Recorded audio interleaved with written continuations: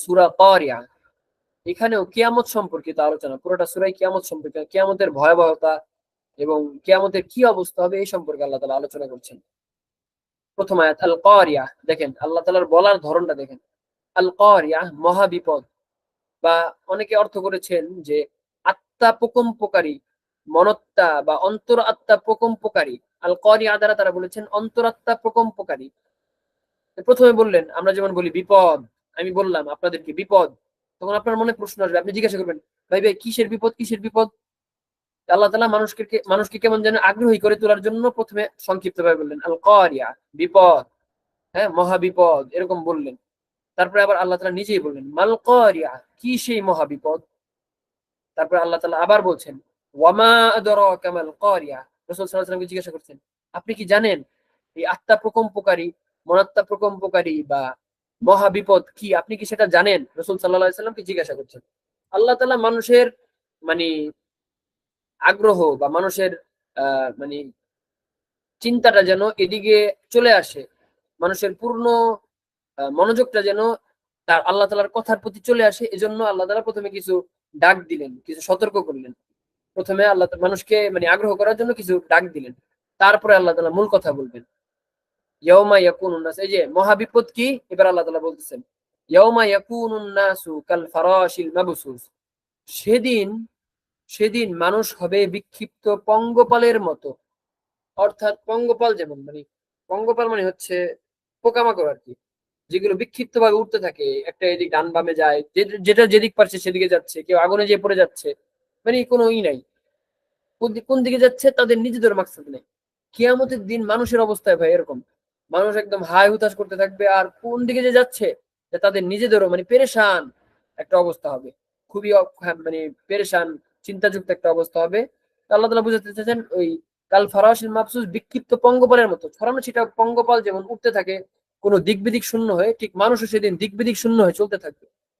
ওয়াতাকুনুল জিবালু কালইহনিল মানফুশ, এবং সেদিন পর্বতগুলো হবে ধুনা রঙিন পশমের ন্যায়। আপনারা তো তুলা চিনেন, তুলা দেখবেন, তুলা যারা ওই যে জাজিম তারপর এই জাতীয় জিনিস বানায়, তুলা ভাঙায় মেশিনে দিয়ে, দেখবেন তুলাটা কি হয়, উঠতে থাকে, তুলাটা উঠতে থাকে। আল্লাহ তাআলা বলতেছেন কিয়ামতের ভয়াবহতা বোঝাতে, যে আল্লাহ তাআলা বলতেছেন যে ওয়াতাকুনুল জিবালু, আর সেদিন পাহাড়গুলো হবে কাল ইহনিল মানফুশ, ধ্বনিত পশমের ন্যায়। ধ্বনিত পশম মানে তুলাকে যখন বাড়ি দেন, যেমন তুলাগুলো উঠতে থাকে হাওয়ার মধ্যে, পাহাড় পর্বত গুলো এমন উঠতে থাকবে। আল্লাহ তাআলা পাহাড়কে বানাইছেন জমিনের কিলক, অর্থাৎ আচ্ছা, পাহাড়, পাহাড়কে আল্লাহ তাআলা জমিনের কিলক বানিয়েছেন, অর্থাৎ জমিনকে প্যারাক প্যারাক জমিন, মানে জমিনকে আল্লাহ তাআলা যখন বানিয়েছেন, জমিন হিল ছিল, জমিন লোড ছিল, ভূমিকম্প হচ্ছিল, তখন আল্লাহ তাআলা পাহাড়কে দিয়ে জমিনকে কি করছেন, মানে আটকাইছেন। মুফাসসির কিরাম বলেন যে পাহাড়ের উপরে যেমন অনেক অংশ আছে, পাহাড়ের উপরে যেমন একটা আমরা দেখতে পাই যে জমিন থেকে অনেক উপরে পাহাড়ের একটা অংশ আছে, ওলামায়ে কেরাম বলেন যে জমিনের নিচে এর চেয়ে আর অনেক বড় একটা স্তূপ আছে, যেটা জমিনকে আটকে রাখছে, জমিনকে এটাকে আটকে রাখছে। অর্থাৎ তার কাটা যেমন আমরা দেখতে পাই, তার কাটা বা কিলক আমরা যেটাকে বলি, দেখবেন এটার কিলকের যখন আমরা কাঠের মধ্যে মারি, এটার উপরের অংশ খুব মানে উপরের অংশটা খুব সামান্য থাকে, অল্প একটু দেখা যায়, আর নিচের অংশটা দেখা যায় আরো মানে নিচে আরো মানে কাঠের ভিতরে থাকে আরো বেশি অংশটা। ঠিক পাহাড়ের উপরের অংশটা একদম সামান্য, দুনিয়াতে আমরা যেটা দেখতে পাই, নিচে আর অনেক বেশি অংশ। তাহলে আল্লাহ তাআলা যেই জিনিসটার মাধ্যমে এই জমিনকে আটকে রেখেছেন, জমিনকে লাড়াচাড়া থেকে বন্ধ রেখেছেন, কিয়ামতের দিন এই পাহাড়ের অবস্থা হবে এরকম, তুলার মতো উঠতে থাকবে। তাহলে সবচেয়ে মজবুত জিনিস যেটা, সেটার অবস্থা যদি এরকম হয়, তাহলে এর চেয়ে হীন জিনিস যেগুলো আছে সেগুলোর কি অবস্থা হবে? আল্লাহ তাআলা সবচেয়ে মজবুত জিনিস দিয়ে বুঝাতে চাচ্ছেন যে সবচেয়ে মজবুত জিনিসের অবস্থা যদি এরকম হয়, তাহলে নর্মাল জিনিস যেগুলো আছে, স্বাভাবিক জিনিস যেগুলো আছে, এগুলোর কি অবস্থা হবে? আল্লাহ তাআলা কিয়ামতের ভয়াবহতা বুঝাতে চাচ্ছেন।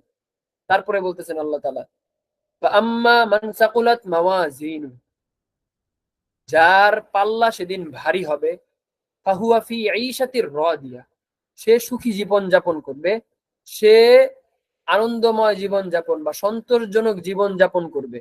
আল্লাহ তাআলা বুঝাতে চাচ্ছেন যে কিয়ামতের দিনটা খুবই ভয়াবহ, সুতরাং এর প্রস্তুতি তোমরা নিয়ে আইসো। যদি তোমার পাল্লা ভারী হয়, তাহলে তুমি সুখী জীবন যাপন করবে।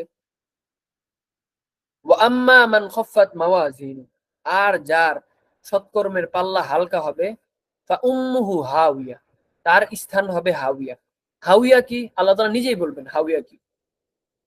ওয়ামা ওয়ামা আদরাকা মা হিয়া, রাসূল সাল্লাল্লাহু আলাইহি ওয়াসাল্লামকে জিজ্ঞাসা করতেছেন আপনি কি জানেন হাওিয়া কি। রাসূল সাল্লাল্লাহু আলাইহি ওয়াসাল্লামকে জিজ্ঞাসা করতেছে আপনি কি জানেন হাওিয়া কি। নারুন হামিয়া, জ্বলন্ত আগুন, অর্থাৎ জাহান্নাম।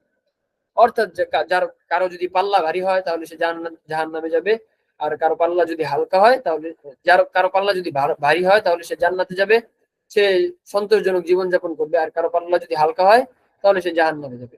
সুতরাং আল্লাহ তাআলা বলতে চাচ্ছেন যে সুতরাং দুনিয়াতে থাকা অবস্থায় তুমি তোমার পাল্লাকে ভারী করে নিয়ে আসো। কেমন যেন আল্লাহ তাআলা এই সূরার মাধ্যমে এই সতর্কতাটা বুঝাতে যাচ্ছেন আল্লাহ তাআলা।